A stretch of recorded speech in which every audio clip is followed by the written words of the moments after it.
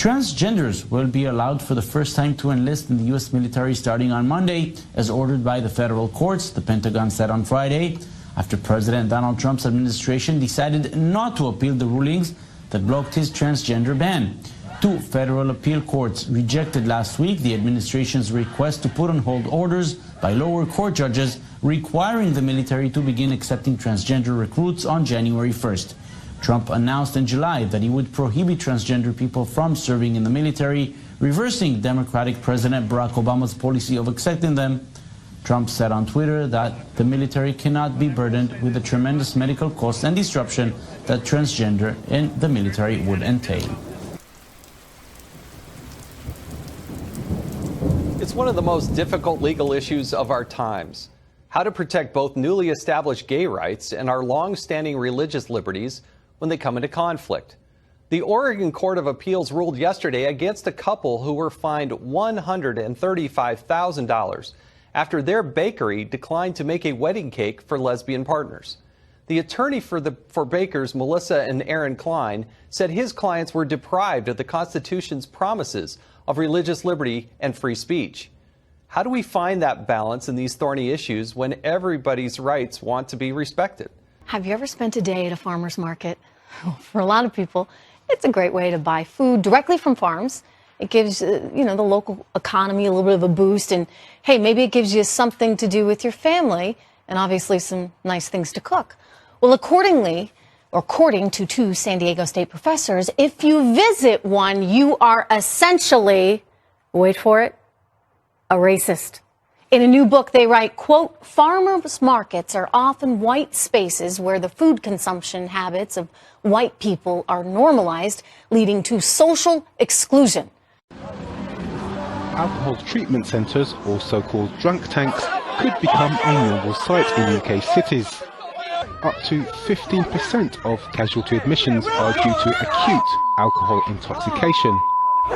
This can rise to up to 70% at weekends and festive periods. The head of Britain's National Health Service says they will provide a safe place for those who have overindulged, rather than being taken to accident and emergency or the police station. Each mobile unit will cost in the region of €500,000 and can treat 11 people.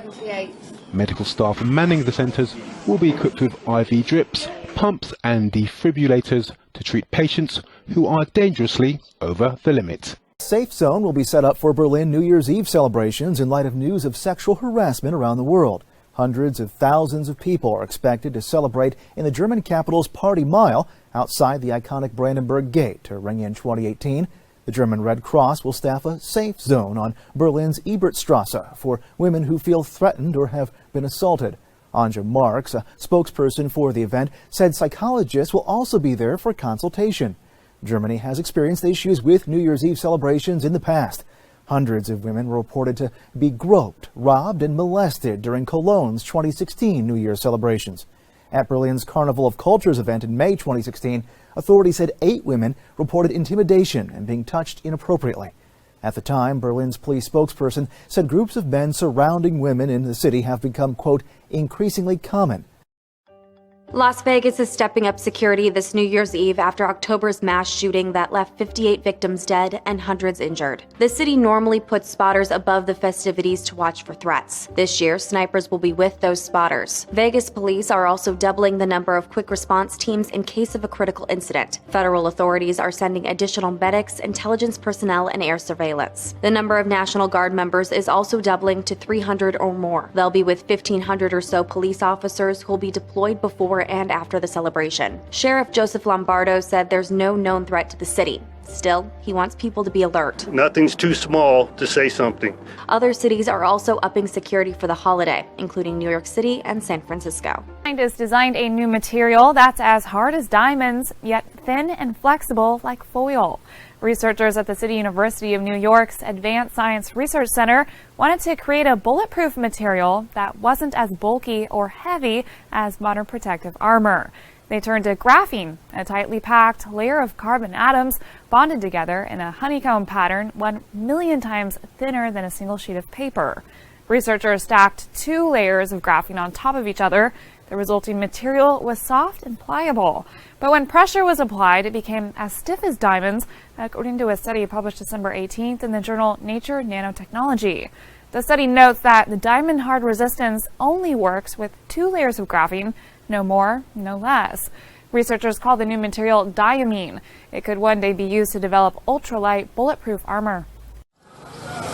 The self-styled Islamic State has claimed responsibility for a deadly attack on a Coptic church outside the Egyptian capital, Cairo.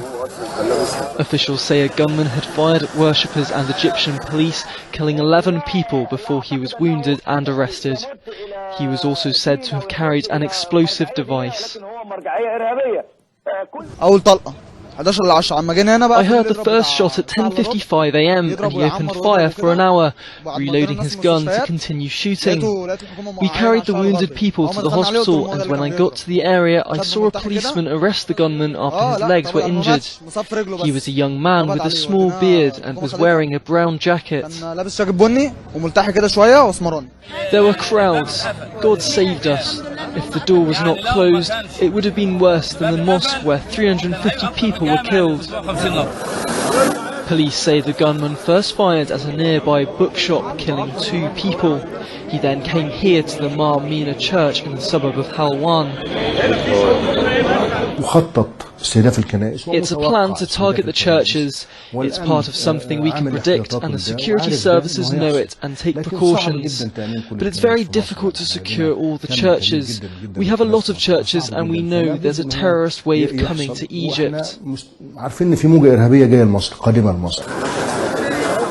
Islamist militants have claimed similar attacks on the Christian community in recent years. Last year, a blast at Cairo's largest Coptic cathedral killed 28 people. South Korea says it seized a Hong Kong-registered ship that reportedly transferred oil to a North Korean vessel in October. On Tuesday, a South Korean paper reported China had been sending oil to North Korea via ship-to-ship trades. That would put China in violation of a United Nations security resolution from September 2017, which barred that type of oil transfer to North Korea. South Korea says it has the ship's crew in custody while the investigation continues. China has denied it violated the resolution. The captured vessel is one of 10 ships the U.S. asked the UN to ban from international ports earlier in December.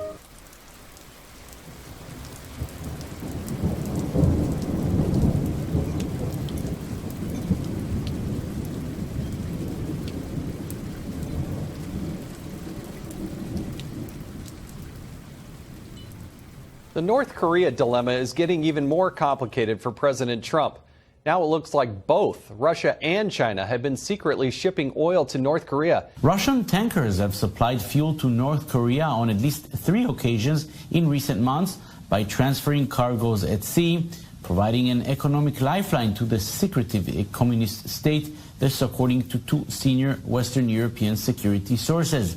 The transfers took place last October and November. Those sources say there was no official state Russian involvement in it, but rather private smuggling. The latest report came as China responded on Friday to criticism from U.S. President Donald Trump, denied it had illicitly shipped oil products to North Korea. In a statement Friday, Kremlin spokesman Dmitry Peskov said that the relationship between Russia and the United States is one of the major disappointments of the year. During his daily call with the international press, Peskov said Russian-American relations and the position that Washington takes with regard to our country can only cause regret. The remarks come less than 1 day after U.S. Secretary of State Rex Tillerson wrote that America and Russia have a poor relationship in a New York Times op-ed.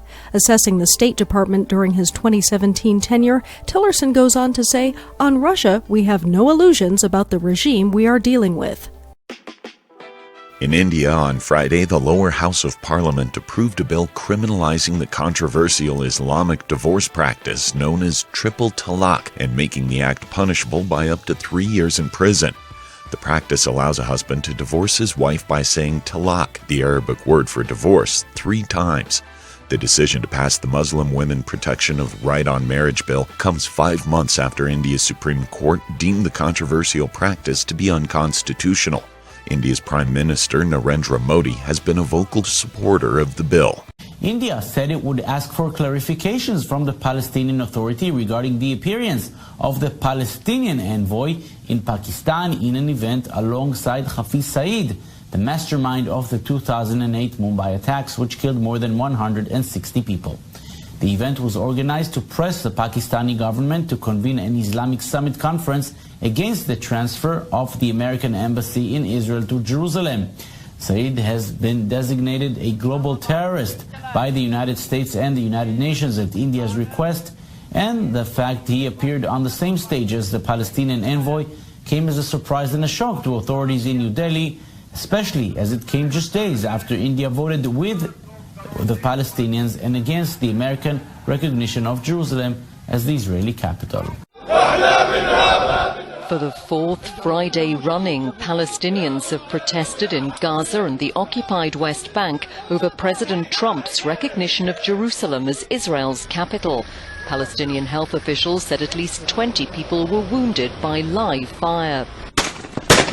An Israeli army spokeswoman said soldiers mainly responded with tear gas after being confronted by some 4,000 Palestinians in total, some throwing rocks and firebombs and setting tires alight. The military said it targeted posts belonging to Hamas, the Islamist group that controls Gaza, after intercepting 2 of 3 rockets fired into Israel.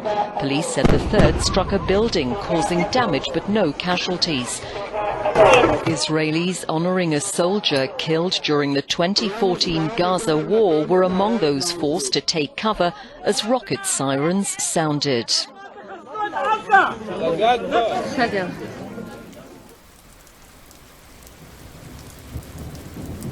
While it's been revealed Washington proposed to make a small West Bank village the Palestinian capital as part of a bigger peace plan.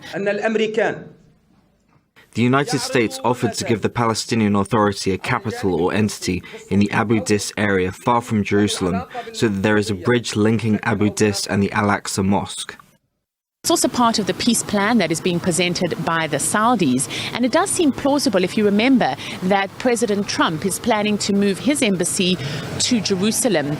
But if you swing across here and you see the security, the Israeli security barrier, which runs through the middle of Abu Dis, it begs the question, how can a place like this serve as the capital of a future Palestinian state?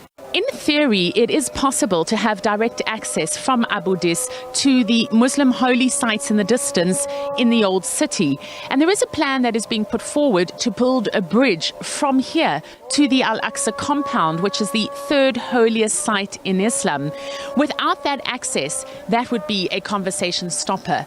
But it is hard to believe that Palestinians would support this. We want Jerusalem to be for the Palestinians, not just for the Israelis. Our home is here. Our life is here.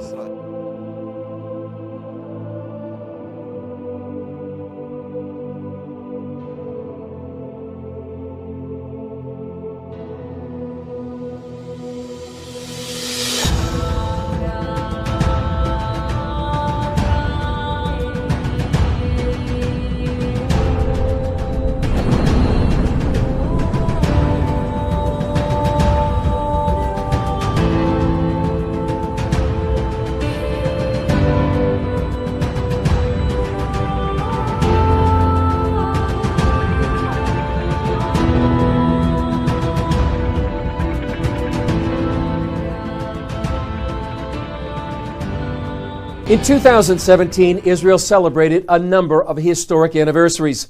It marked 100 years since the Balfour Declaration, calling for a Jewish homeland.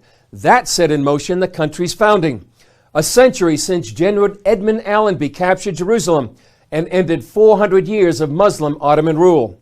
And 70 years since the United Nations voted for a partition plan, calling for both Jewish and Arab states. For many, the most significant milestone was the 50th anniversary of the 1967 Six-Day War, when Israeli forces unified Jerusalem. For the first time in more than 2,000 years, the Jewish people controlled the Old City and its Temple Mount. CBN Documentaries made a movie about the historic battle, and Scott Ross talked with writer-director Aaron Zimmerman of that film called In Our Hands, The Battle for Jerusalem. By 4:30 a.m., The Israelis had reached the Jordanians' command bunker. For the next 45 minutes, they lined the opening of the bunker with 21 pounds of TNT. This is Ammunition Hill. This is a site of what is still today the bloodiest battle in Arab-Israeli history. I talked with In Our Hands, the Battle for Jerusalem writer and director, CBN's Aaron Zimmerman. The docudrama tells the story of Israel's victory in the city during the 1967 Six-Day War through the eyes of the paratroopers. Did you do reenactments here? We did. The people who run Ammunition Hill were very great to us, and they let us have the run of the place for 2.5 nights. We had snipers shooting from the bunkers. We had them crawl through the grass, up the hill, through the barbed wire. They even showed us the original bunker. The battle kind of ended when the Israelis got to the top of the hill, and they found the Jordanian command bunker. And they took 21 pounds of TNT and blew that sucker into next week. And so they showed us that, and they said, well, you're welcome to use this bunker again to stage your explosion. And we thought, great. You know, if it survived a real explosion, it can survive a fake movie one. Based entirely on facts, the film includes dramatizations of important scenes like Commander Motogur talking to troops on the Mount of Olives. We are sitting on a ridge overlooking the old city, and soon we shall enter it. The old city of Jerusalem, which generations have dreamed of and longed for. We will be the first to enter. And running through the streets of Jerusalem under threat of sniper fire to take the Temple Mount and Western Wall. As a result of the war, Israel tripled in size, beating the combined armies of Syria, Egypt, and Jordan to win the Golan Heights, the Sinai Desert, and Judea and Samaria, and reuniting beloved Jerusalem. And after all the bloodletting and everything else that's occurred here historically, there's no way that Israel Jews are going to give up this city. No, I don't think so. I mean, Moshe Dayan said it when he got to the Western Wall. We've come to the city never to depart from it again. Well, New York and much of the nation have been shivering from an Arctic blast, and it's not leaving anytime soon. Some cities have postponed New Year's events because of the cold. And check out these wind chills projected for overnight. 26 below zero in Great Falls, Montana. Minus 53 in Rolla, North Dakota. More now from Dean Reynolds. 2017 is departing with a cold slap across the face.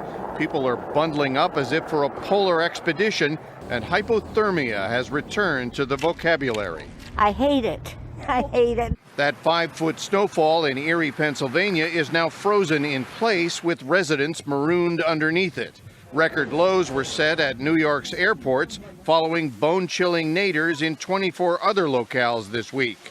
Icy conditions meant airline cancellations and traffic accidents. You can see your breath in the car. It's crazy. Homeless shelters in Chicago were jammed with people like Lee Lane. To imagine a person without this, I can't even imagine that. You would pretty much die in the street. You'd freeze to death. The Salvation Army's Tamika Rogers was making wellness checks on people at risk. Checking on seniors, trying to see if we can get them to warming centers, as well as family members who have heat. Along Cape Cod, 3 Thresher sharks have washed up frozen since Wednesday. And in Boston, Mayor Martin Walsh warned this weekend will be Arctic. The only thing that I know is a guarantee is that the ice sculptures will not melt in the next 3 days. They canceled the St. Louis Winterfest and even its ice skating, along with New Year's Eve fireworks in Omaha. Saturday's high in Chicago will be a frosty 8 above. Minneapolis will be a meat locker. From his resort in Florida, where it was 75 degrees today, the president referred to the freezing millions up here in the north by tweeting, "Perhaps we could use a little bit of that good old global warming." They're calling it a perfect ending to 2017. The Zoo Knoxville staff was shocked when this bright orange baby monkey was delivered to its facility. Employees only expected these 3 adult monkeys as additions to their exhibit. They were more than surprised when, after a long journey across the U.S., the monkeys were joined by this little one. The Zoo Knoxville had no idea one of the monkeys was carrying until the baby was born. Now that's what you call an unexpected package.